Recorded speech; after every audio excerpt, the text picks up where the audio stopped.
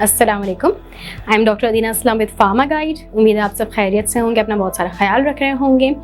जो मैं आज टॉपिक डिस्कस करूँगी that is folic acid. Folic acid का वी ऑल हैव हर्ड कि folic acid is very important for us, but why is it important and what it is, उसको हम discuss करते हैं। Folic acid basically is a vitamin, it's vitamin B9। और folic acid usually आपके जो है वो कुछ फूड सोर्सेज में नेचुरली भी प्रेजेंट होता है, बट इट्स आई थिंक ये बहुत ही कम ऐसा होता है कि जो नेचुरली सोर्स में प्रेजेंट होता है उसकी एब्जॉर्प्शन हमारी बॉडी में कम होती है। अदरवाइज अगर आप सप्लीमेंट्स के थ्रू लेते हैं तो उसकी अराउंड, अगर सप्लीमेंट्स के थ्रू लें तो 85% एब्जॉर्ब होता है, अगर आप नेचुरल सोर्स से लें तो 50% एब्जॉर्ब होता है फोलिक एसिड आपकी बॉडी में। तो बहुत ज़रूरी होता है कि फोलिक एसिड के सप्लीमेंट्स जो है वो आप अपनी लाइफ में उसको लेते रहें। अगर हम बात करें कि ये क्या आपके किस लिए ज़रूरी होता है फोलिक एसिड, तो फोलिक एसिड की सबसे पहले तो इंपॉर्टेंस होती है आपकी रेड ब्लड सेल्स को प्रोड्यूस करने में। ये हेल्दी रेड ब्लड सेल्स जो है वो बनाता है, इसीलिए ये बहुत इंपॉर्टेंट होता है उन एजेस में जिसमें डेवलपमेंट हो रही होती है, जिसमें ग्रोथ हो रही होती है।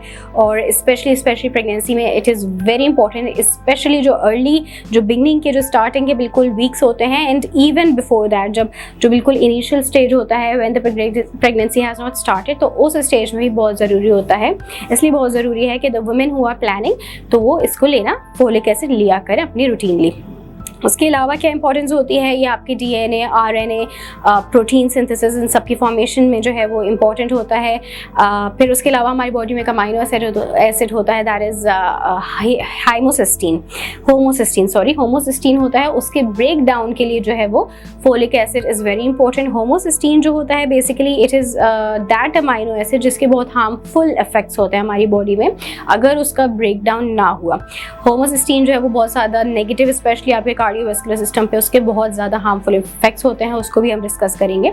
तो ये होमोसिस्टीन को ब्रेक डाउन करता है और प्रिवेंट करता है उन ख़तरनाक इवेंट्स को जो हो सकते हैं ड्यू टू इट्स प्रेजेंस। अगर हम बात करें इसके बेनिफिट्स की, तो लाइक आई सेड कि बहुत ज़रूरी होता है प्रेगनेंसी में। वाई? बिकॉज अगर जो है the lady is not taking enough folic acid, तो उससे जो बेबी होता है उसमें जो इफेक्ट्स आ सकते हैं, उसमें न्यूरल ट्यूब डिफेक्ट्स आ सकते हैं, like for example spina bifida. उसके अलावा उसके ब्रेन पे भी जो है वो असर पड़ सकता है। इसलिए बहुत ज़रूरी होता है कि ड्यूरिंग प्रेगनेंसी आप जो है वो फोलिक एसिड जो आपकी रिक्वायरमेंट होती है बॉडी की वो लें। और टाइमिंग बहुत इंपॉर्टेंट है, लाइक आई सेड कि ये अर्ली वीक्स में बहुत ज़्यादा इम्पॉर्टेंट होता है। उसके बाद हम बात करते हैं हार्ट डिजीज़ की। जैसे मैंने पहले कहा कि होमोसिस्टीन हमारी बॉडी में होता है जिसका ब्रेकडाउन बहुत ज़रूरी होता है। फोलेट और विटामिन B12, फोलेट जो है जो नेचुरली अकरिंग होता है, तो फोलेट और विटामिन B12 जो है ये कन्वर्ट करते हैं होमोसिस्टीन को मिथायोनिन में। मिथायोनिन ये वो बिल्डिंग ब्लॉक्स होते हैं जिससे जो है वो बॉडी न्यू प्रोटीन्स बनाती है।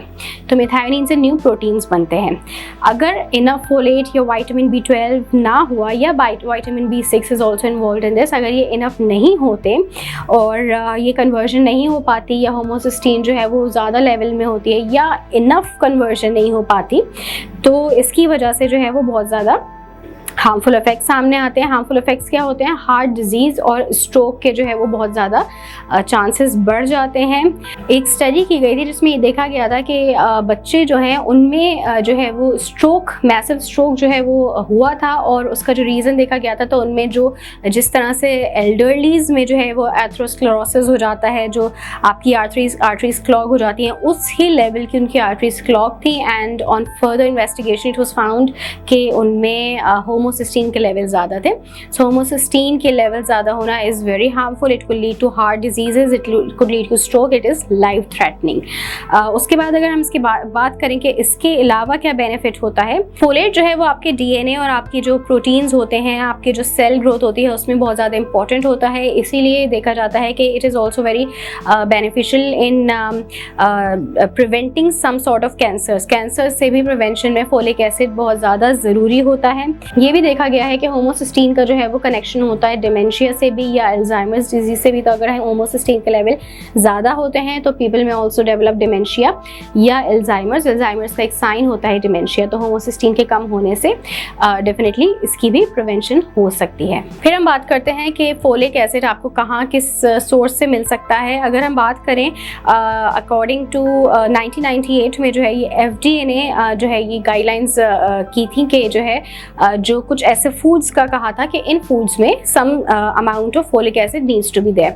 तो वो कौन से खाने थे? आपके जो ब्रेड होती हैं, सीरियल्स होते हैं, pasta, rice, other grain products होते हैं। तो इनमें कहा गया था कि they need to have some amount of folic acid. ये आपके वो हैं जो नेचुरल सोर्स जिसको नहीं कहेंगे, ये सप्लीमेंट्स हो गए या वो खाने हो गए जिनको आप अलग से लेते हैं जिसमें नेचुरली प्रेजेंट नहीं होता। अगर हम बात करें कि नेचुरली कहाँ होता है तो basically dark green leafy vegetables जितनी होती हैं, आपकी स्पिनच हो गई, टर्निप हो गई, एस्पैरागस, ब्रोकली, ये सारी जो होती हैं इसमें आपके फोलिक एसिड होता है। उसके अलावा सनफ्लावर सीड्स होती हैं, उसके अलावा आपके बीन्स होते हैं, पीनट्स हो गए, फ्रेश फ्रूट्स हो गए, फ्रेश जूसेस हो गए, फ्रूट जूसेस जो होते हैं, लिवर, सी फूड, एग्स या आपके होल ग्रेन्स हो गए, फोर्टिफाइड फूड्स होते हैं, सप्लीमेंट्स होते हैं, सब में फोलिक एसिड जो है वो पाया जाता है। But like I said before के नेचुरल फूड से 50% आप एब्जॉर्ब करते हैं। तो अगर जो है आप आउटर सोर्स से जो आपके सप्लीमेंट्स या फूड्स होते हैं उससे 85% एब्जॉर्प्शन ऑफ फोलिक एसिड होती है। डेफिशिएंसी अगर होती है तो उसके क्या साइन होते हैं? फोलेट डेफिशिएंसी रेयर होती है क्योंकि ये बहुत ज़्यादा वाइड रेंज ऑफ फूड्स में पाया जाता है, इसलिए जो है वो इसकी डेफिशिएंसी एज सच देखी नहीं जाती। लेकिन कुछ ऐसी कंडीशंस होती हैं जिसकी वजह से फोलिक एसिड की डेफिशिएंसी हो सकती है। वो कंडीशंस क्या होती हैं? If a person is taking too much of alcohol, उसके अलावा प्रेगनेंसी में, क्योंकि प्रेगनेंसी में आपकी फोलिक एसिड की रिक्वायरमेंट बढ़ जाती है तो हो सकता है कि फोलिक एसिड लेवल्स लो हो जाएं। उसके अलावा कोई ऐसी इंटेस्टिनल सर्जरी हुई हो या ऐसी डाइजेस्टिव डिसऑर्डर हो जिसकी वजह से मैल एब्जॉर्प्शन हो सकती है, सीलियाक डिजीजेस होती हैं, इनकी वजह से इनमें देखा जाता है कि फोलिक एसिड की जो है वो अमाउंट या डेफिशिएंसी हो सकती है। उसके अलावा जेनेटिक वेरिएंट्स होते हैं। एक वेरिएंट होता है जीन का जो कि बेसिकली फोलेट जो है उसको एक्टिव फॉर्म में कन्वर्ट नहीं कर पाता।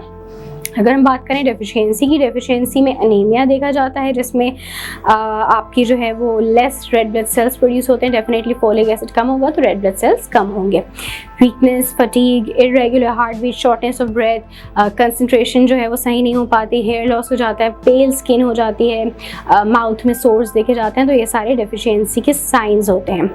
अगर हम बात करें टॉक्सिसिटी की, तो टॉक्सिसिटी क्या होती है? When you taking too much of something, आप उसकी जो रिक्वायरमेंट है उससे ज़्यादा ले लेते हैं। और अगेन वही बात होती है कि टॉक्सिक लेवल्स पे जाना भी is not that common, rare होता है टॉक्सिक लेवल्स पे आपकी फोलिक एसिड पहुंच जाए। न्यूट्रिशनिस्ट साइकियाट्रिक के जरिए फिटनेस रखें बरकरार सिर्फ हेल्थ सॉल्यूशंस ऐप के जरिए। अगर फोलिक एसिड की ज्यादती हो जाती है, टॉक्सिसिटी हो जाती है तो वो मास्क कर देता है विटामिन B12 की कमी को। अगर विटामिन B12 डेफिशिएंट है तो वो आपकी बॉडी शो नहीं कर पाती due to folic acid toxicity. तो इससे ये होता है कि फोलिक एसिड की तो अपनी रिक्वायरमेंट फुलफिल हो रही है लेकिन विटामिन B12 के जो साइड इफेक्ट्स होते हैं, उसकी डेफिशिएंसी है, वो सामने आते हैं और ये स्पेशली आपके ब्रेन पे और आपके नर्वस सिस्टम पे जो इफेक्ट होता है तो उसी से रिलेटेड साइंस सिम्टम्स सामने आते हैं। तो ये थी कुछ एक general information regarding folic acid and why it is important. Every vitamin is very important, specially अगर आप उसको नेचुरल सोर्स से लेते हैं तो वही बात है कि उसको फिर एक टाइम लगता है उसकी जो है वो कंजम्पशन में और उसकी जो है वो डेली रिक्वायरमेंट फुलफिल होने में। इसलिए ज़रूरी होता है कि टाइम टू टाइम आप उसके सप्लीमेंट्स भी साथ साथ लेते रहें। Specially for girls, for young girls, it is very important to take folic acid before and during your pregnancy. तो आज के लिए इतना ही, इंशाल्लाह फिर हाजिर होंगे किसी नए टॉपिक के साथ। तब तक अपना ख्याल रखिएगा। अल्लाह हाफिज़।